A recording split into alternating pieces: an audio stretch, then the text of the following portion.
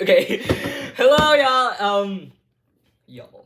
Okay. Hey, my name is Franco Herrera. Again, thank you for joining me again with my series on the Perfume by Patric Süskind. Today we have my little sister, Mariana Herrera. Say hi, please. Can you talk? Yeah. Okay, so I want to delve a little bit more into someone else's perspective.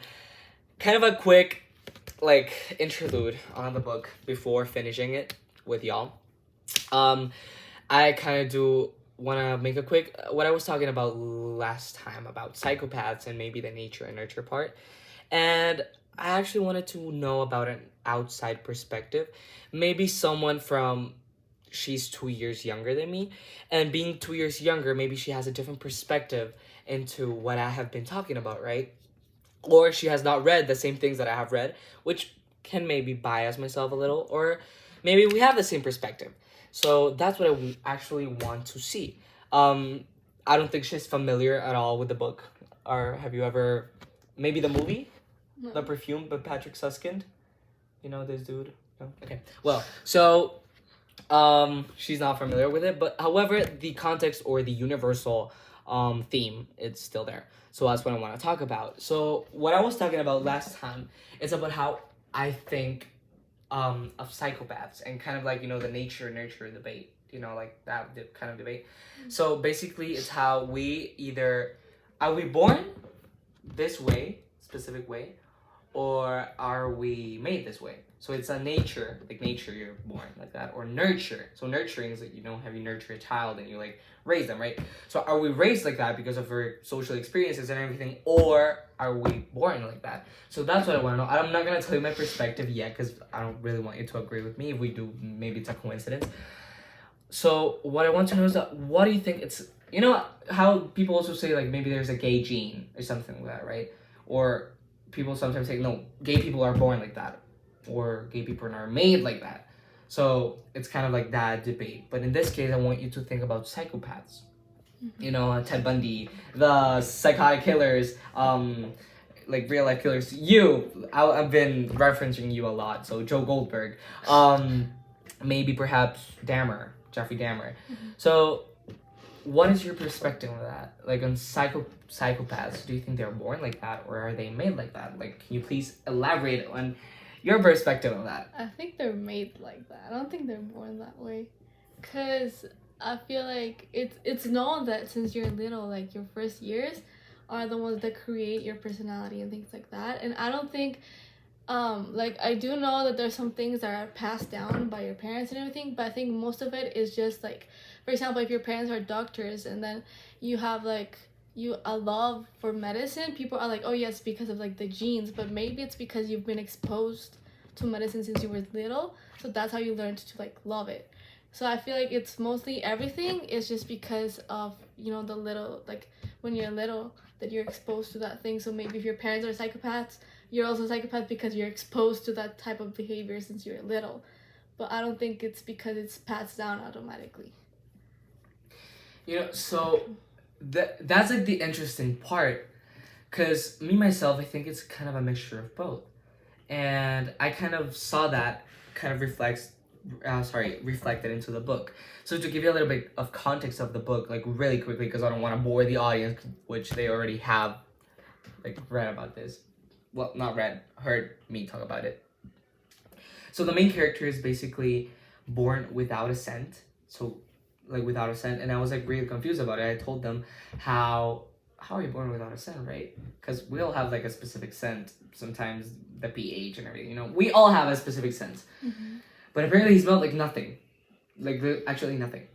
And then eventually his childhood was really rough. He went through a lot of sickness. He did not have a mother, a family, nobody to love him.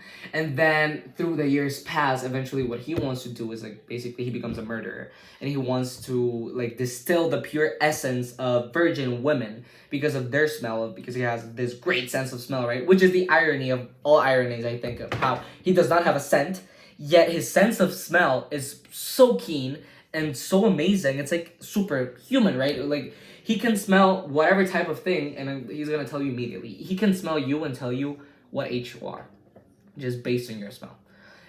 Things like that, right? And so he wants to make this perfume in which he says that it's gonna make people love him. So it's gonna be this supernatural scent, kind of angelic. It's gonna make people love him, right? So that's what he wants. That's like his perspective onto things. So that's what I'm thinking about how, it's kind of a mix in this case, because he was born without a scent, right? And then because of that, he got neglected throughout his life because people thought that he was like a creep or things like that. And then he had a rough childhood, and then he started doing what he was doing because he craved love. And then if you think about it, like, what would have happened if he was born with a scent? What if people loved him from the start? Would he have still had a rough childhood? So I think that's where the two worlds come together. So because of nature, he was born without a scent, and then because of how he was like raised, you could say, because he was not really raised, he raised himself. He became the way he was. So what do you think about that? Like, about how maybe it's both things that play a role. You know how it's kind of some habits, like people, I've seen studies of some people that are like have these mannerisms of their grandparents. Like, okay, so my father always tells me something. One time I was in the kitchen and I was like washing the dishes. You know that story too, right?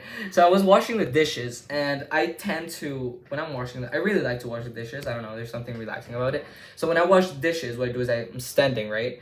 And I just put myself like in the washing, like not many people I think wash the dishes like that. Do you wash the dishes like I do? No, okay. So I was like sitting like this, right? And washing the dishes, but I'm like ¿cómo se dice apoyado? Resting. Yeah, I'm like resting my arms, right? Right in the faucet. And I'm like just cleaning them like that. And my dad comes into the room and he says that he literally got chills.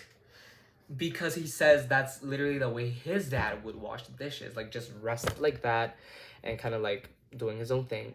And he had never seen anyone else than his father doing that same like thing. And the tricky thing is that my grandfather, he died recently, but I never lived with him. I met him once and we said hi, and that was basically my whole idea of my grandfather from my dad's side.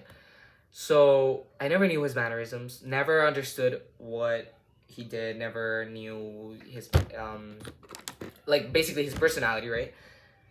But for some reason, I had that specific characteristic of him, even though I never met him.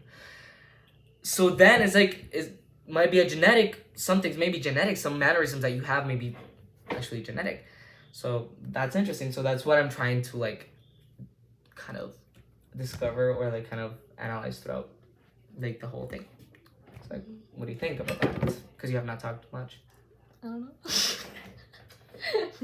Oh, so I picked her because she's in 9th grade, right? She's currently taking English honors. Then she's gonna take next year. It's gonna be AP Literature. No, sorry, AP Language and Composition. Then on 9th grade, 11th grade, sorry, she's gonna take AP Literature and Composition. So kind of this active reading part is gonna be something that she's gonna have to do. And something that actually gives you insight in a lot of things. And it does not only help you with reading, right? But it helps you with all your aspects of life. So, I don't know, what do you think about that? Like, kind of both parts playing a role on maybe who you are, or maybe psychopaths and their intelligence, perhaps. Because have you noticed how psychopaths are like the most smart people in the world? Yeah, right? Mm-hmm. I still think it's more of the nurture part, though.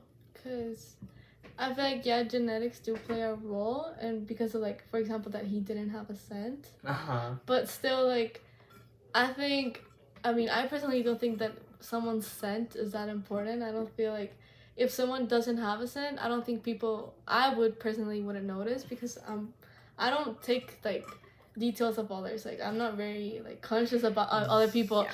So like I feel like if they didn't have a scent, I would just never notice. So I think that maybe because he was like so conscious of smells, he was even more conscious about the fact that he didn't smell.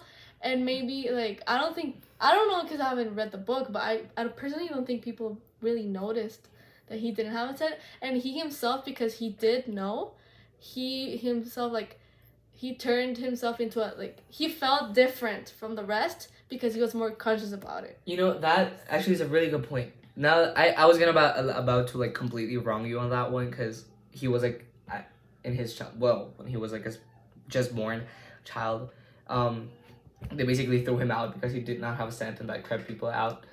But then, as he grew older, that's right, they did not really touch upon other people catching on that he did not have a scent. Mm-hmm. So that's kind of interesting, because it's true. Maybe at the beginning of the book, yeah, it's like kind of like the whole deal, like, oh my god, he's a devil because he does not have a scent, right? But then eventually, when the book starts to develop and he's going into the obsession of the smell of love and everything, actually, we stop kind of going into that detail that he does not have a scent. Like, yeah, we as an audience know that is there, but it's not really touched upon it, right? So yeah, and okay, but if you think about it, this idea can actually go into every aspect of life. The nature nurture debate is gonna be in everything. For example, you just read Sirs, right? Sirs. It's a book that I read. It's a fictional adaptation of the witch Sirs, the Greek.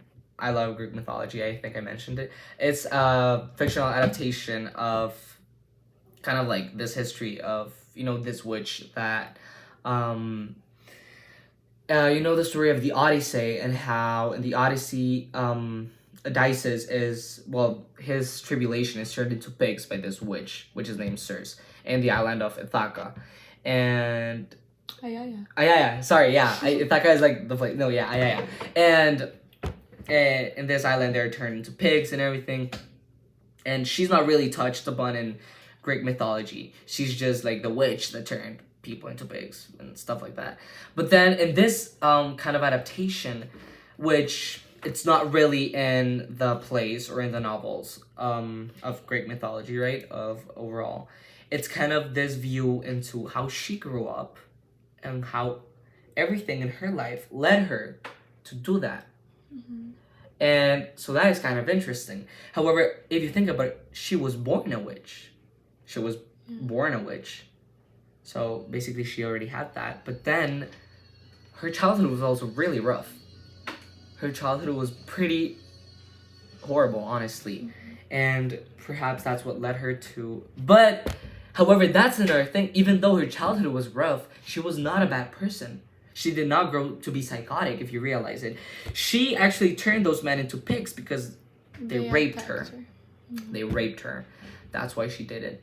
But then, when there were other visitors in her island, because she was like stranded in that island by her father, she was like, no, you're gonna stay there. Like, you can live anywhere else, you're gonna be there. And even though she had this rough childhood and her family hated her and she hated her family, she was a great person, and she took care of others. She took care of the plants, she took care of animals. And that's what is weird about it, about how sometimes people that have the worst childhoods turn out the opposite, right? And they're like, okay, so I went through so much, like, sorry for the expression, shit, right? I don't want others to feel the same. And then there's other people that, because they had this childhood, they kind of maybe unconsciously turn into the same people that actually kind of, you know, destroyed them in a way, you know? Mm-hmm. What do you think about that? Yeah, because, like, in the book, on the perfume, Mm-hmm. like, he himself, he felt different from the rest, and he was conscious, like, so conscious about it, that he had, like, I feel like he had the need to feel different. Like, he couldn't feel like the rest because he was so conscious about it, although people stopped, like, really noticing. So I feel like it depends on how you yourself, like, interpret it, because seriously, like she never really cared that she did, like, her family didn't like her, because when she went into exile, she was like, okay, I'm used to it, I don't really care. Yeah. She became, like, friends with the lions and was like, okay, like, I'm good. Like, so, like, yeah, and I mean, she was born a god and everything. No, she was not a god. Well, she was, like, she was.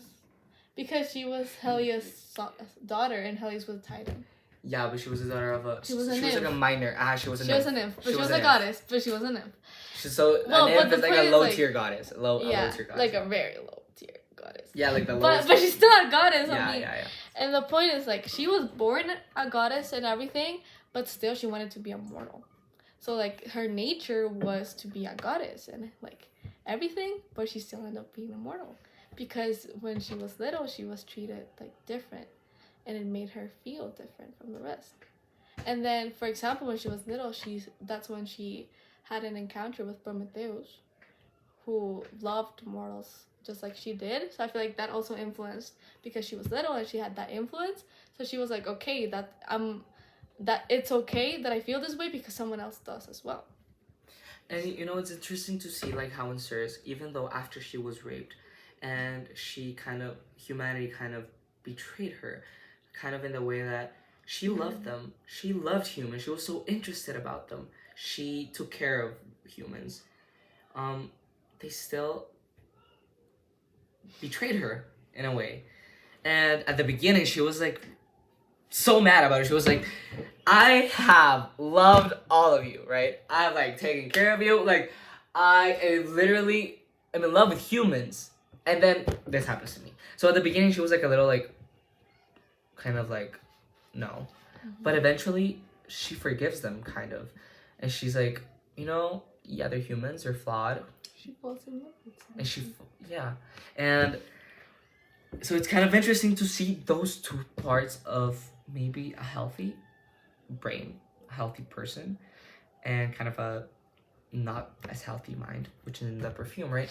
Because even though she went through hell and back as well, kind of like Grenouille, which is interesting. You know that Grenouille is French for frog, and he was born in a fish stand. So yeah, so it's kind of funny. So it's kind of that difference, you know, that maybe that's the part where genes play a part.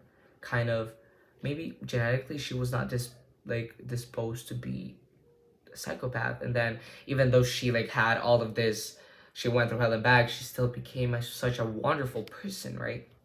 Even though of her traumas. And then maybe Grenouille was genetically disposed to kind of be a psychopath, maybe, and then his traumatic experiences led him to be a psychopath. It's kind of like people that are genetically disposed to be alcoholics, and sometimes they're like, okay, now that I know that I'm genetically like disposed to be alcoholic, I'm never gonna touch alcohol in my life. And I know people like that, like I'm never gonna drink ever because I might become an alcoholic. And then there's other people that might have that genetically disposition of being alcoholics, and they become alcoholics. Yeah. So I think that is really something that gets you wondering. I think it's kind of those questions that just raises more questions, but I think that's one of the most interesting things about life. Not everything has a clear answer. And so that's all for this episode. I hope I can catch you on the next one. And everyone have a great day. And read daily. It's really important. Read.